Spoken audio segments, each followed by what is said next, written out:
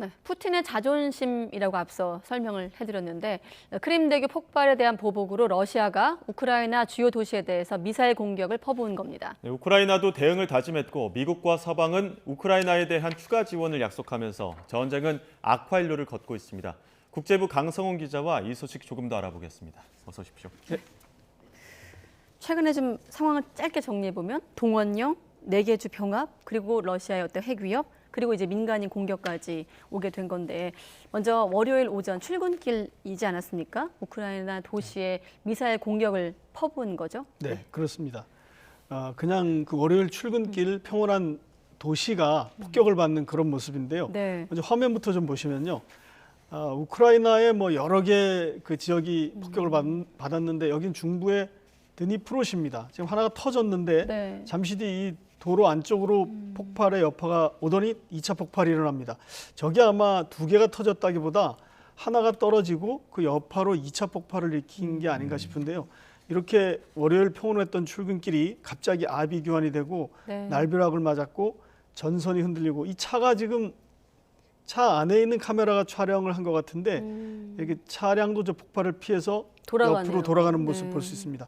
지금 이제 1차로 저게 차량이 다니는 도로 옆에서 폭발이 일어난 뒤에 다시 두 번째로 폭발하는 이런 성격의 종류의 폭탄인 것 같습니다. 이 네. 차가 지금 놀래서 이렇게 서 있는데 잠시 뒤 이렇게 차들이 피해가고 사람들이 놀라서 도망치는 이런 모습입니다. 월요일 아침 출근 시간대에 이런 일이 벌어진 거고요. 여기는 드니프로시의 칼리노바라는 거리입니다. 이 첫 번째 터지고 이어서 2차 폭발했다는 것이 좀 러시아가 어떤 무기를 쓰고 있는지 이런 걸 좀 알 수 있게 해주는 것 같습니다. 예, 지금 뭐 화면도 보시면 아시겠지만 일반인들이 있었고 뭐 탱크보다는 일반 차량들이 있다 보니까 민간인을 겨냥했다고 봐야 되는 거겠죠. 그렇습니다. 거의 그 타격한 곳을 보면 민간 시설이 절반 정도가 되고요. 네. 나머지 이제 그 러시아가 주장했던 기간 시설도 절반 정도 됩니다. 총 70개 목표물인데 주거용 건물이 35곳이고요. 고층 건물 4개. 이 삼성전자가 입주해 있는 그 건물도 피해를 봤죠. 그 주변에서 폭발이 일어나는 바람에 유리창이 와장창 깨지는 그런 예. 피해를 봤고요. 또 학교가 1개, 아마 키우 국립대학 쪽이 아닌가 싶은데 그렇게 피해를 봤고요. 뭐 구체적으로 말하면 어린이 놀이터에도 미사일이 떨어졌고 네. 독일 영사관도 피해를 받고 뭐 상업용 건물 여러 개가 타격을 받았습니다. 그리고 이제 주요 인프라 시설 29곳이 피해를 봤는데 전기, 가스, 수도 뭐 이런 곳이 피해를 봤죠. 그런 네. 시설들이. 네. 예. 아까 어린이 놀이터 또 상업용 건물에 타격을 받았다고 하셨는데 그렇다 보면 인명피해도 상당히 컸을 것 같습니다. 네, 현재까지 발표된 것은 14명이 사망했고 97명, 한 100명가량이 다쳤다 이렇게 집계가 되고 있고요. 네. 뉴욕타임스 보도를 보면 러시아가 발전소, 전력망, 상수도 시설 이런 걸 노렸다고 합니다. 그래서 이제 실제로 타격을 받은 도시 가운데 르비우나 폴타바, 수미, 하르키우 이런 4개 지역에는 아침에 정전이 됐고요. 기온이 떨어진 상태에서 정전이 돼서 아마 그 민간인들의 피해가 컸을 것 같고요. 이런 공포감을 조장을 해서 전의를 좀 꺾으려는 그런 시도인 것 같습니다. 그런데 참고로 우크라이나는 전력은 굉장히 많아서 예. 현재도 전력 생산 능력은 사용하는 양의 2배 정도는 가지고 있다고 합니다. 그렇지만 이번 이 피해를 때문에 유럽으로의 전력 수출을 잠시 중단했다 이런 얘기가 나오고 있고요. 네. 또 난방이 중단될 것에 대비해서 석탄이나 나무를 떼는 그런 시설도 지금 준비하고 있다 이런 얘기도 들립니다. 예, 지금 러시아가 전략 폭격기도 동원했다 이런 이야기 나오고 있는데 네. 어디에서 어떤 무기들을 구체적으로 쓴 겁니까? 주로 미사일입니다. 미사일이 뭐 80여 발이라고 말씀하셨는데 84기의 미사일이 동원됐고요. 예. 무인기가 20넉 대가 동원됐습니다. 그중에 20넉 대 중에 절반, 대략 한 13기는 이란제입니다. 그리고 어디서 쐈느냐고 봤더니 지도를 보면 좋을 것 같은데요. 카스피해. 그러니까 우크라이나의 동쪽의 카스피해 쪽에서 전략 폭격기가 떠서 거기서 예. 10기의 미사일을 쐈다고 합니다. 네. 그리고 이스칸데르 단거리 탄도미사일 시스템, 이 러시아가 개발한 독특한 그 예. 탄도미사일인데요. 이게 뭐 탄착점을 이렇게 수정한다든가 중간에 그렇게 하는 건데 그런 미사일 시스템도 동원이 됐고 또 저 아래쪽 흑해에서는 미사일을 쏠 수 있는 군함에서도 미사일을 발사했다. 그러니까 주변에서 러시아의 전력이 굉장히 많이 동원된 겁니다. 전략 폭격기에서도 미사일을 발사했으니까요. 그 드론의 경우는 저 위쪽 벨라루스를 주목할 필요가 있는데 벨라루스에서 주로 날아왔고 또 크림반도, 흑해라고 쓰여진 그 크림반도 쪽에서도 날아왔다고 합니다. 그런데 주목할 부분은 이제 러시아가 절반 정도를 격추시켰다고, 러시아가 쏜 미사일과 드론을 우크라이나가 절반 정도를 격추시켰다고 합니다. 그러니까 순항 미사일은 84발 중에 43발을 격추시켰고 무인기는 24기 중에 13기를 추락시켰다 이렇게 하는데 나름대로 어느 정도 방공망을 갖춰놓은 것 같고요. 네. 미국 지원을 많이 받고 있는 것 같습니다. 절반 정도는 네. 격추시켰다.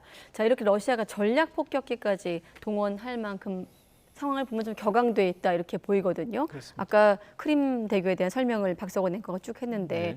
푸틴 대통령이 이번 전쟁 이후 개인적인 수치심을 느꼈다 이렇게 보도도 나오고 있던데 역시나 보복성 공격이죠. 맞습니다. 네. 그러니까 본인도 물론 밝혔습니다. 이것은 크림대교 폭발에 대한 보복이다라고 네. 얘기를 했고요. 아까 말씀하셨듯이 이것은 뭐 푸틴의 달이라고 부를 정도로 본인이 자기 재임 중에 크림반도를 병합을 했고 그리고 거기에 다리를 놓음으로써 러시아 사람들이 염원했던 연결을 자기가 완수했다라고 하면서 현장에 가서 연설까지 했습니다. 그런데 이 우크라이나가 이 다리에서 폭발이 일어났고 이것을 우크라이나가 했다라고 지목을 하는 상황이죠. 네. 그렇기 때문에 굉장히 자존심의 상처를 받았고 거기에 대해서 우리는 보복한다 이렇게 얘기를 했고요.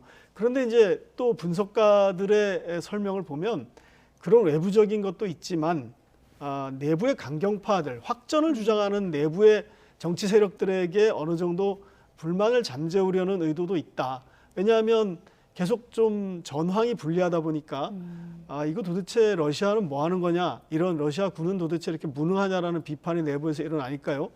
거기에 대해서 좀 이 불만을 잠재우기 위해서 내가 뭘 좀 보여주고 싶다, 뭘 좀 보여주겠다라는 것을 실제로 행동에 옮겼다, 이런 해석도 있습니다. 네, 말씀하신 것처럼 전황이 이전에는 러시아가 좀 밀리는 모습도 있었고 우크라이나가 영토를 수복하는 경우들도 있었는데 네. 지금 전황은 어떻게 흘러가고 있습니까? 미국 전쟁연구소 분석을 보면요. 어제와 그제 한 2, 3일 정도 사이는 이 전선의 모양이 그렇게 바뀌지는 않습니다. 예. 그러니까 자세히 보면 동북부 쪽, 그러니까 주로 동부 쪽이 되겠습니다. 돈바스 지역에서는 일진일퇴 현상이 벌어지고 있고 남부 헤르손 주변에서는 러시아의 반격이 오히려 거세다, 이런 이제 그 판단들이 나오고 있는데요. 예. 현재로서는 어느 정도 그 전선이 교착 상태인 것 같습니다. 다만 이제 또 다른 분석을 보면 러시아가 이렇게 정밀 타격 무기를 민간인에게 쏘면서 예. 이거 과연 그 전선에서 사용하는 것에도 좀 그 선택권이 좁아든 것 아니냐, 이런 분석도 있습니다. 그러니까 네. 러시아가 급해서 보복을 위해서 내륙에다가 쐈지만 실제 전선에서는 그것이 오히려 더 선택권을 좁히는 역할도 할 수 있다, 이런 분석도 있었습니다. 네. 예. 일단 우크라이나 같은 경우는 서방에 좀 협력을 받는 상황인데, 지원과 협력을 벨라루스가 러시아랑 합동 기동 부대를 구성하기로 했다고 하던데 이건 어떤 얘기입니까? 네, 벨라루스는 뭐 루카셴코 대통령이 정말 푸틴과 형제를 자임할 정도로 굉장히 가까운 나라고, 바로 지도를 보면 이제 우크라이나 북쪽이고요, 러시아 예. 왼쪽인데 거기서 이렇게 키이우하고도 가깝습니다. 네. 여기서 합동군을 구성했다는 얘기 나오니까 이거 그럼 북쪽 전선이 새로 생기는 건가? 생긴다면 굉장히 또 전선이 달라지겠죠. 네. 그런 이제 우려가 드는데 분석가들을 이렇게 어떻게 분석하는지를 이렇게 보면 벨라루스에 1000명의 러시아군이 전개될 거다, 이렇게 얘기가 되고 있습니다. 이것은 이제 루카셴코가 밝혔다고 합니다. 그런데 실제로 보면 벨라루스에 보내지는 러시아 병력은 동부나 남부 전선에서 싸우고 있는 러시아 병력보다는 좀 전력이 약한, 훈련이 덜 돼 있고 뭐 징집된 사람들이 참가한다면 좀 아직까지 전투 경험이 적은 이런 사람들이 간다, 이렇게 하는 분석이 우세하고요. 네. 그리고 벨라루스군이 참전이 임박했다는 어떤 증거는 아직 없다.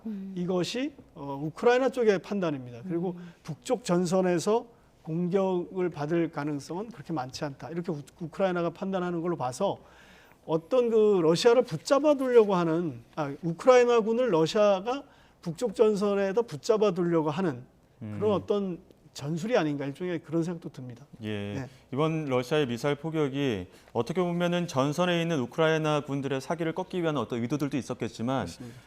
오히려 이 민간인 공격들을 통해서 우크라이나가 러시아를 더 격퇴시키겠다 이런 결연한 의지를 만드는 건 아닐까 싶은데 어떻습니까? 그렇습니다. 그 정말 잘 지적하신 것 같습니다. 그러니까 젤렌스키 대통령도 이런 상황에서 꺾이면 안 된다라는 걸 분명히 알고 있기 때문에 본인이 직접 집무실 밖에 거리로 나와서 셀카로 찍으면서 연설했습니다. 우리는 계속 싸울 것이다. 그리고 이런 포격, 미사일 네. 공격에 우리의 항전의 의지, 자신감의 단절은 절대 없을 것이다. 이렇게 연설을 했고요.